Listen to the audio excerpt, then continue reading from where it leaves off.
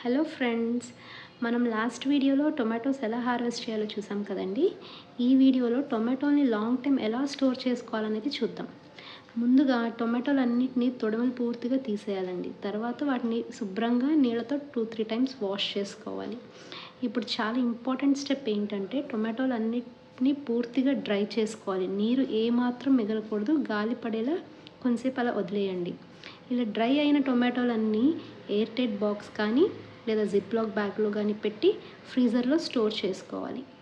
ఈ పద్ధతిలో పెట్టుకుంటే టొమాటోలు 1 సంవత్సరం వరకు ఫ్రెష్గా ఉంటాయండి. ఇలా స్టోర్ చేసుకున్న టొమాటోస్ వల్ల మనకి లాభం ఏంటంటే ఇలా ఫ్రీజ్ చేసుకున్న వాటికి త్వరగా తొక్కు సులువుగా వచ్చేస్తుందండి. కుకింగ్ టైం కూడా చాలా తక్కువ ఉంటుంది. ఫ్రీజ్ చేసిన టొమాటోల్ని కూరలకు కానీ, సాంబార్ కానీ, రసం, సాస్, ఇలా చట్నీలు అన్నిట్లో వాడుకోవచ్చండి. వండేటప్పుడు కూడా మీకు ఫస్ట్ డే టొమాటో ఎంత ఫ్రెష్గా ఉందో అంతే ఫ్రెష్గా ఉంటుందండి. జనరల్గా మనకి ఈల్డింగ్ లేని టైంలో ఇలా స్టోర్ చేసుకున్న ఆర్గానిక్ టొమాటోస్ని యూస్ చేసుకోవచ్చు.